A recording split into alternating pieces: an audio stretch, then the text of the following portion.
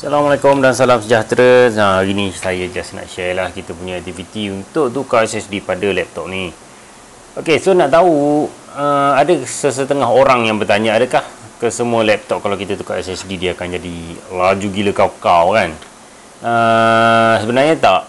Ok, so macam mana nak tahu apa benda yang akan berubah kalau kita tukar SSD? So saya ambil contoh laptop ni. Laptop ni sekarang ni masih pakai hard disk yang nak tukar ke SSD.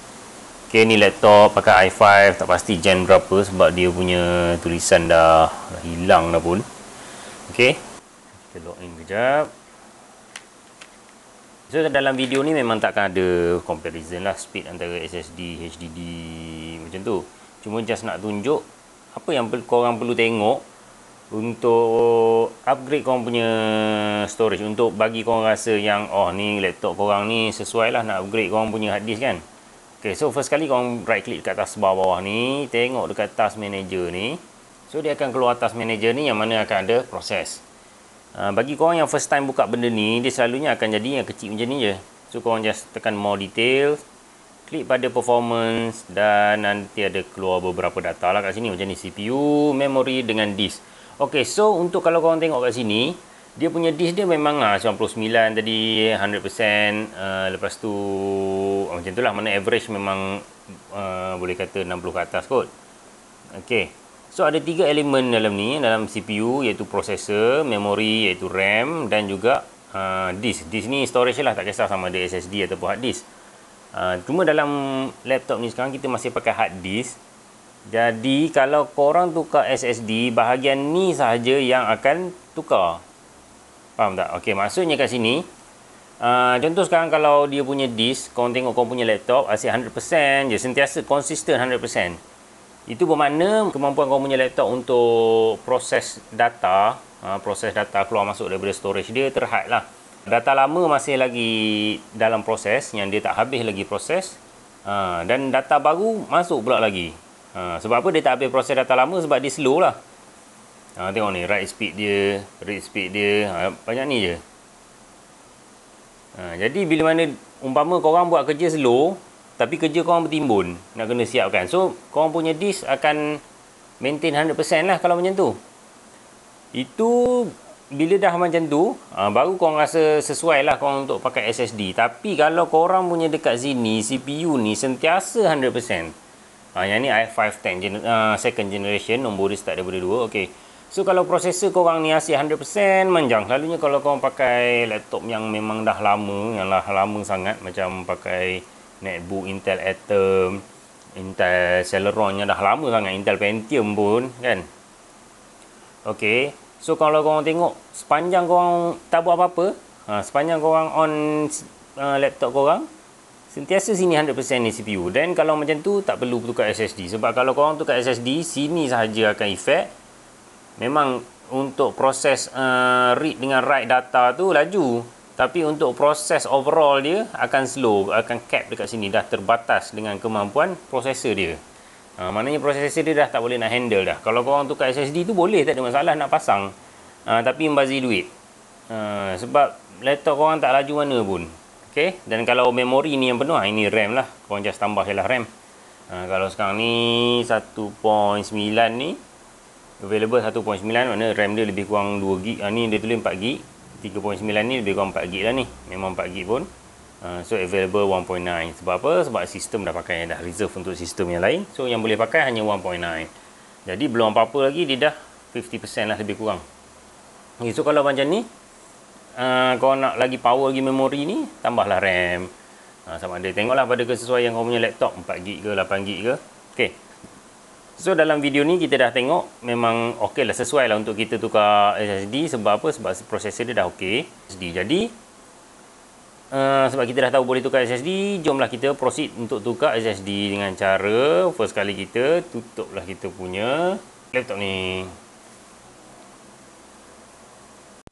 Alright, so kita dah tutup kita punya laptop.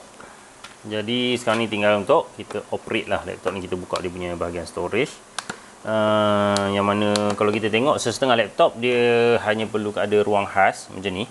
Ini ruangan khas dia untuk storage. Ada laptop yang tak ada benda ni. maknanya korang kena buka satu cover kat bawah ni. Tu korang kena pastikan lah tak semua laptop sama proses dia. Kalau korang nak tahu apa ruangan dia, first kali korang tengok pun dah tahu ni ruang besar ni, confirm lah untuk storage dengan RAM selalunya. Sebab bateri dekat belakang. Kalau ruang dia kecil, macam contoh besar ni lah, besar jaring ni, tu selalunya untuk RAM saja. Maknanya kalau nak tukar storage, korang kena buka satu cover kat bawah ni. Okey. Yang keduanya ada simbol kecil kat sini, korang tengok. Ni gambar macam sikat ni, korang boleh nampak. Tak tahulah nampak ke tak kan. Okay, macam sikat ni untuk RAM, yang ni gambar CD ni, CD bersusun ni adalah storage dia. Menandakan dia disk lah tu, lambang disk, tapi dia pakai gambar CD. Okey. Okey, so kita dah tahu dah mana tempat dia. Jadi sekarang ni tinggallah untuk kita buka laptop ni. Dan laptop ni biasalah skru dia dah hilang dah. Okey. So kita buka je lah skru yang mana ada. Alright. So ni penting kalau siapa yang mungkin ada nak buat part time, pasang PC ke, yang buat sambil-sambil kan, nak cari duit tepi, pasang PC, buka-buka laptop, pasang-pasang ni, saya recommend korang pakai ni lah, electric drill ni. Dia senang je, tak payah nak tukar-tukar. Dulu ada satu drill yang saya pakai yang memang besar lah, yang gegar pula. Okey, macam ni. Ini memang tak best sebab korang nak tukar depan belakang kena tekan tepi ni. Dia memang boleh tukar bentuk, tapi satu saiz dia besar dan dia tak praktikal sangat lah. Kan, kalau terutama kalau nak pasang PC, dia susah nak masuk celah-celah tu. Okey, so korang belilah yang macam ni. Ini tak mahal pun, dalam berpuluh-puluh je lah. Memang dalam, tak silap saya, kalau full set dengan toolbox dia semua dalam 50 macam tu kot. Okey, tak ingat dah. Alright, so buka je. Okey, korang tengok dia punya speed dia tak laju sangat. Dia tak laju macam drill biasa, tak laju macam yalah cordless drill lah. Yang mana bila dia slow tu, dia korang punya skru tu tak adalah haus kan, tiba-tiba bila laju sangat tu boleh rosakkan korang punya mata skru. Okey, so buka kat tepi ni. Ni tempat storage dia ataupun hard disk dia. Ini RAM. So customer ni nak tambah RAM, tapi dia 2GB. Okey, pasti dia nak tambah, tak apalah. Nanti kita double check dengan dia. Lepas tu tarik ke belakang je lah. Macam ni skru pun dah tak ada. Maknanya kalau korang buka korang punya laptop sendiri, tengoklah mana skru-skru yang ikat ke tempat CD ni. Okey, ni tarik ke belakang. Nak tahu macam mana kena tarik ke belakang ataupun tidak, dia akan ada ruang kat belakang dia. Macam ni. Korang tengok ada ruang kat belakang ni. Kalau ada ruang kat belakang ni dan ada tempat tarik ni, kebanyakannya memang korang kena tarik ke belakang untuk keluarkan dia punya storage. Okey, so ni ada tempat skru pun tinggal 2. Okey, mounting ataupun tapak SSD ni selalunya tak sama. Yang macam ni senang lah ni. Dia kadang-kadang ada yang jenis kiri kanan je diikat. Okey, letak situ dulu. Letak sini dulu. And then cabut storage. Okay, so ni hard disk asal lah. Okay, hard disk ni 500GB kot, tak ingat lah. Okay, yang seterusnya kita pun pasang lah kita punya SSD. Right, so kita akan pasangkan SSD 480 model Dynabook. Dynabook AE100, Dynabook Boost AE100. Okay, so kalau yang mana korang tak familiar dengan brand Dynabook ni sebenarnya Toshiba. Okay, yang mana Toshiba buat dia punya brand ataupun tukarlah brand dia kepada Dynabook untuk dia punya sistem storage, sama ada SSD, memory card dan sebagainya. Alright, so ni SSD. Kemudian kita cari balik mana kita punya frame tadi. Saya lupa saya letak mana. Okey, dah jumpa dah. Alright. Pasang balik SSD ni, dan SSD ni korang kena tengok lah mana dia punya orientation, ke mana ke bawah macam ni. Okey. Kita pasang balik, mana skru.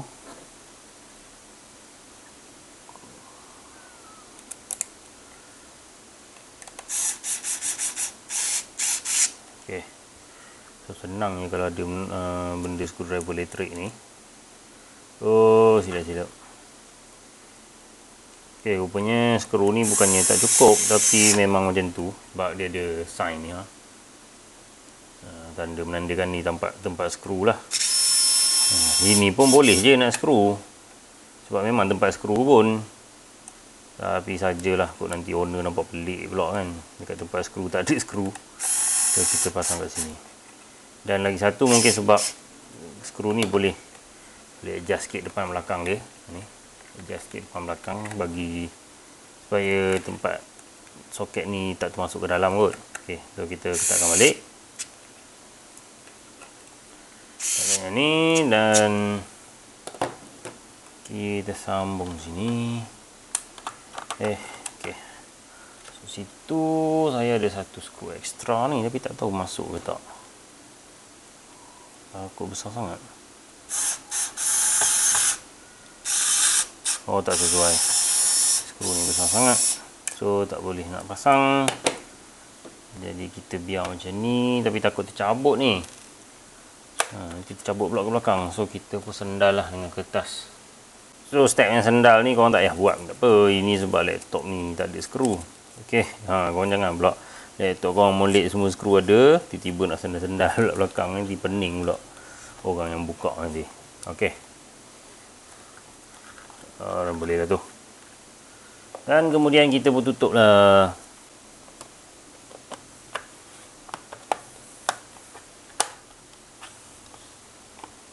So dah siap dah pemasangan SSD, tinggal untuk kita install lah window. Alright, so untuk install window korang kena ada pen drive. Okay, dan dalam pen drive tu dah ada window lah. Korang ada Windows, ikutlah Windows 10 ke, Windows 7 ke, Windows 11 ke yang baru ni. Yang penting dalam ni dah kena ada window. Okay, so siapa yang tak tahu untuk masukkan window dalam pen drive korang, boleh tengok tutorial untuk video-video yang seterusnya yang mungkin saya letak dekat bahagian belah atas video ni kan. Okey. Jadi untuk install window, just cocok pen drive dekat bahagian dekat USB. Dan USB ni korang kena tengok ada setengah laptop yang ada USB khas dia. Untuk install window dia ada soket USB khas dia. Tapi kalau korang tersalah cocok tak ada masalah. Cuma window tu tak boot je lah. Itu je lah masalah dia akan jadi kat situ je lah. Okey. Seterusnya saya turunkan sikit kamera ni. Alright, kita tengok. Okey, sekarang ni dah on. Install window. Ini selalu je akan jadi ni. Korang jangan pelik lah. Ni memang macam tu. Dia macam glitch sikit. Alright. Ni meja ni tengah bersepah ni sebab baru pasang PC. Sampai keluar logo window. Dan akan keluar tu lah yang berpusing-pusing kat bawah ni. Menandakan, okey, ni dah detect untuk install window. So teruskan je lah dengan step yang seterusnya, install window. Yang ini untuk time and currency kita ambil Malaysia, language ambil United States, UK, ikut korang lah. Jadi kita tekan next saja. Install now. Proses installation ni bergantung pada, selain daripada SSD, bergantung pula pada korang punya processor. Jadi kalau processor tu yang agak rendah sikit, dia akan lambat sikit lah install kat sini. Okay, so kita pilih Windows 10, ikutlah korang punya version berapa.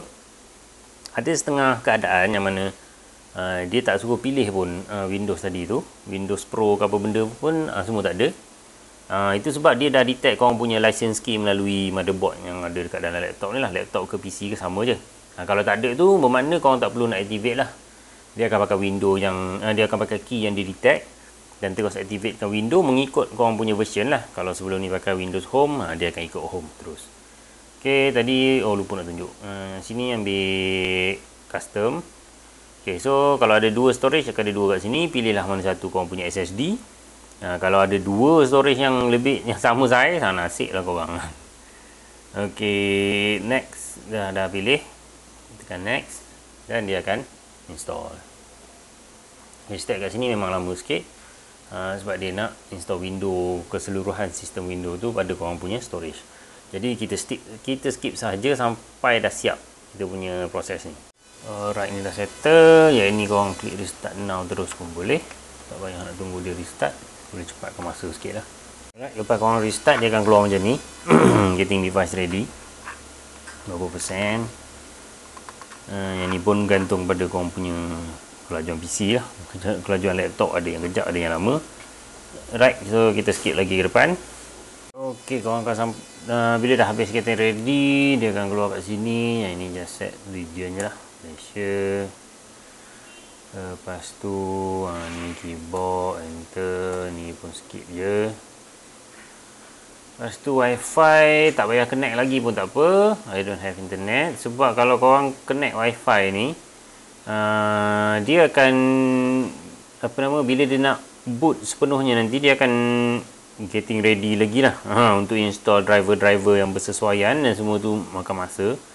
So just I don't have internet, continue with limited setup. Ini set nama, taklah nama korang. Ok, password ikut je lah, nak setting sekarang boleh, nak setting kejap lagi boleh. Yang ini accept je. Ok, so dia keluar hi dan beberapa mesej lain lah. We getting everything ready for you. Ok, so yang ni saya skip je lah sampai habis sebab akan masa. Yang ni pun dah sama, dia akan makan masa sikit. Jadi korang tunggu je lah sampai siap. Ok, dah siap. So ni lah korang punya window. Kalau dah keluar sampai macam ni, maksudnya dah siap lah korang punya ni. Korang punya proses dia akan, korang tengok ni, saya kedepankan sikit. Dia ada apa ni? Ni recycle bin. Selalunya ada dua ikon je lah kat atas tu, recycle bin dengan Microsoft Edge. Masa ni korang nak sambung wifi pun boleh. So dah sampai sini dah, basically memang dah siap lah korang punya proses install window, pasang SSD dan install window. Jadi korang boleh tengok balik task manager. Kalau tadi korang tengok, nampak ni, dia maintain kosong, 1%, 3%.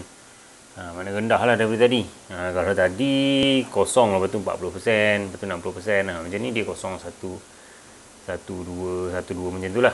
Sebab ni idle lah. Mana kalau korang buat kerja kejap lagi, dia akan naik lah sikit, tapi tak adalah seteruk hard disk.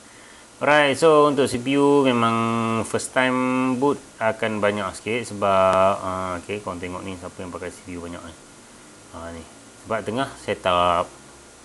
Right, kalau first time yang korang baru lepas boot, check ni task manager ni, tiba-tiba tengok 100% kat CPU ni, bolehlah tengok dekat proses, tengok proses apa yang pakai banyak CPU. Kalau macam ni OneDrive setup, sebab dia tengah setup. Bila kita tengah baru boot laptop, dia akan banyaklah benda dia akan setup. Dia akan setup tentang ni, dia akan setup driver dan sebagainya. So dari situ memang CPU ni akan pakai banyak sikit lah. Alright, so habis saja video sharing saya pada hari ni untuk kita pasang SSD. Untuk kita first kali kita tahu, kita nak check sama ada laptop sesuai tak untuk pakai SSD. Yang kedua adalah untuk kita pasang SSD. Yang ketiga adalah untuk install window ni. Alright, so sekian saja video saya pada hari ini. Jumpa lagi pada waktu akan datang lah. Alright, jadi sekian, terima kasih dan Assalamualaikum.